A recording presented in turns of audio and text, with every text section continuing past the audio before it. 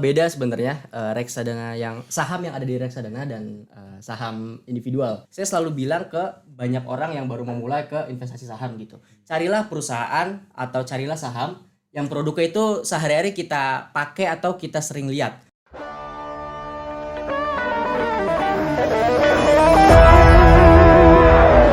Hello everyone, welcome to Potnomi, Jakarta State University.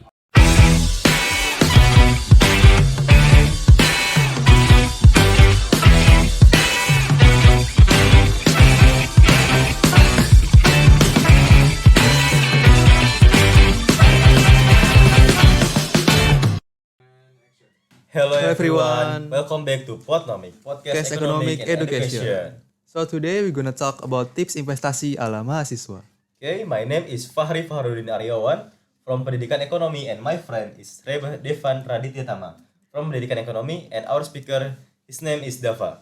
Hello bro Dava. Halo bro. Apa kabar bro hari Kabar ini? baik banget, kita sehat. Alhamdulillah. Sibukannya apa bro akhir-akhir ini? Sibukannya kita sebagai mahasiswa biasa sih, kuliah, bikin konten sama gue ada freelance lah. Wih mantap. Oke. Puasa aman bro? Puasa aman sih sejauh ini. Alhamdulillah. So far so good. So far so good. Okay. So today kita hari ini akan ngebahas tentang investasi ala mahasiswa yang sahabat Potnomic nggak asing lagi ya tentang hal itu Dev ya. Bener banget nih Ri, investasi itu udah bukan hal yang asing lagi bagi kita. Tetapi banyak mahasiswa ataupun pelajar lainnya yang masih belum paham ataupun tahu gini. Apa itu investasi yang terutama saham ya? Oke, nah bener banget tuh Dev.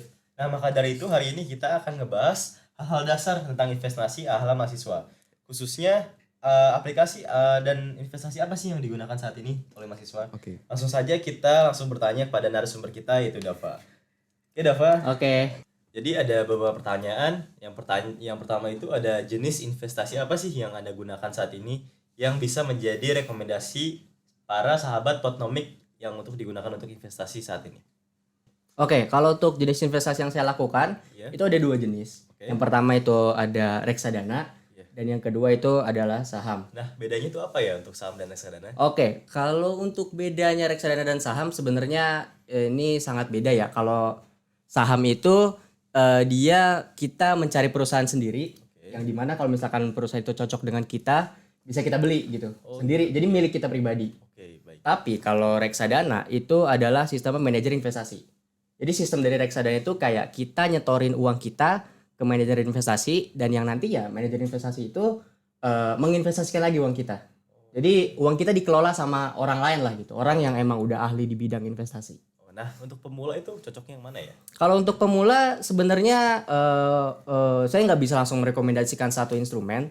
Saya lebih suka itu suruh dari coba sendiri dulu gitu. Jadi coba dulu reksadana itu seperti apa, saham itu seperti apa. Jadi supaya kenapa? Supaya si orang yang baru mau masuk investasi ini tahu profil risiko dia seperti apa. Oh, gitu. Cocoknya di reksadana apa cocoknya di saham. Iya. Karena ada nih orang yang cocok banget di reksadana, Iya. tapi begitu nyoba saham, wah hancur psikologinya, Oh, iya. kacau gitu. Begitupun Beda ya? sebaliknya. Iya, baik. Gitu. Baik. Terima kasih atas jawabannya, Bro Dava. Sama-sama. Jadi yang saya tangkap tadi ada perbedaan di antara saham dan juga reksadana. Tapi dari yang saya tahu di reksadana itu juga ada kayak bagian saham tersendiri. Jadi apa sih perbedaan di antara saham yang benar-benar saham dan juga di reksadana yang bagian saham itu? Oke, beda sebenarnya reksadana yang saham yang ada di reksadana dan saham individual. Kita biasa nyebutnya itu saham individual, saham yang kita beli sendiri, atau di reksadana itu reksadana saham. Kalau saham individual kita beli perusahaannya pribadi gitu, kita milih perusahaannya sendiri, mau seperti apa. Kalau reksadana saham itu kita beli reksadana saham, sahamnya itu udah dipilihin sama si manajer investasi gitu jadinya. Jadi beda antara reksadana saham dan saham individual. Oke, kalau begitu kita masuk ke pertanyaan kedua nih. Aplikasi apa sih yang rekomen untuk pemula ketika dia mau masuk ke dunia saham dan juga tips-tipsnya nih yang berguna untuk pemula juga ketika dia mau masuk ke dunia saham. Oke, untuk aplikasi sebenarnya ada banyak aplikasi yang sekarang itu udah mudah banget, udah full online. Tapi kalau untuk yang saya gunakan, saya pakai dua aplikasi. Yang pertama itu ada Ajaib Sekuritas, dan yang kedua itu ada Stockbit. Cara daftarnya udah gampang banget, udah full online semua gitu. Jadi nggak usah takut untuk mulai investasi.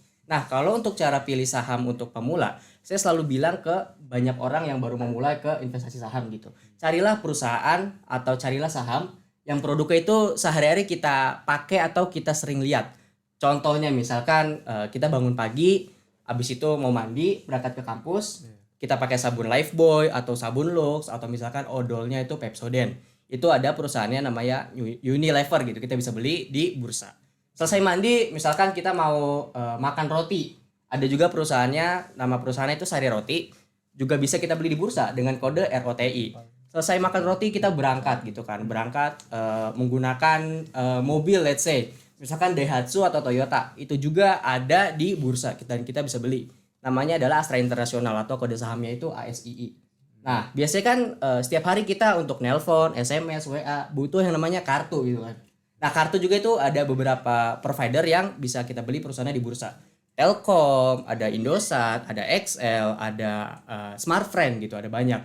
Dan misalkan untuk transaksi nih, untuk beli barang atau beli apa, kita juga sering pakai BCA, BNI, Mandiri atau BNI gitu. Itu juga semua perusahaan udah ada di bursa dan kita bisa beli sahamnya. Kenapa sih saya selalu merekomendasikan belilah perusahaan yang produknya sering kita lihat atau bahkan sering kita pakai.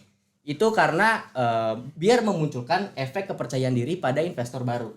Karena biasanya investor baru tuh takut yang namanya ketipu, takut tiba-tiba sahamnya atau perusahaan yang dipunya bangkrut gitu-gitu.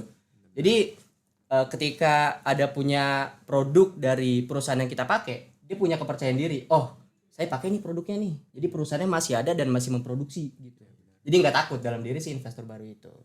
Begitu. Gain trust from investor ya. Ya, gitu. Nah, tadi kan Dava bilang aplikasi yang digunain itu ada Stockbit dan juga ada Ajaib. Nah, waktu itu ada berita tentang aplikasi Ajaib dan Stockbit yang error tuh. Nah, itu bisa merugikan para investor yang menaruh sahamnya di aplikasi tersebut. Bahkan sampai diberikan sanksi oleh Bursa Efek Indonesia. Nah, tanggapan Dava sebagai pengguna aplikasi kedua tersebut itu gimana sih?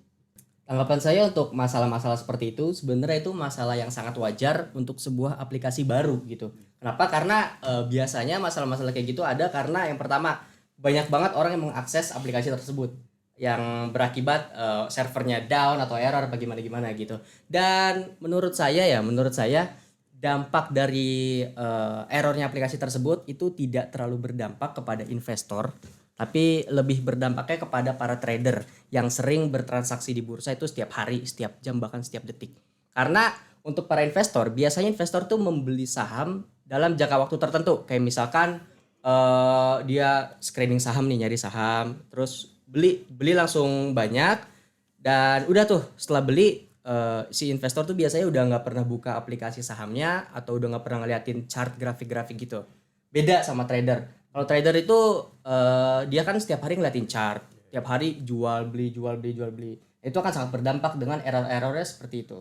Tapi bagusnya Bursa Efek Indonesia memberi sanksi ini, itu memberikan kenyamanan dan rasa aman kepada para investor atau para trader yang sepertinya kayak ya udah kita aman nih untuk investasi di Stockbit atau di Ajaib. Karena emang benar-benar diregulasi dan diawasi dengan Bursa Efek Indonesia. Jadi kita nggak usah takut lagi gitu. Dan waktu itu sebenarnya agak sedikit rame di media karena banyak banget orang yang nggak bisa jual sahamnya, itu bener-bener kacau banget ya. Tapi untuk sekarang aplikasi Stockbit dan Ajaib saya rasa udah nggak ada masalah-masalah kayak gitu lagi sih. Masalahnya udah clear lah, udah sampai di tahun kemarin gitu. Oke, tanggapan dari Dava, aplikasi Stockbit dan juga Ajaib tidak terlalu berdampak dan berpengaruh pada investor yang berinvestasi pada aplikasi tersebut. Betul. Oke. Nah, mungkin di akhir session podcast kali ini, Dava dapat memberikan closing statement kepada para sahabat Potnomik yang mendengarkan. Oke, untuk closing statement mungkin buat kalian yang belum memulai investasi dan mau memulai investasi, lakukanlah investasi, jangan takut gitu. Takutlah kepada Tuhan. Oke, thank you. Good. Thank you Dava. Oke, terima kasih Dava untuk waktunya pada hari ini. Dan untuk para sobat Potnomik, jangan lupa untuk saksikan video podcast berikutnya. See you in the next video. See you.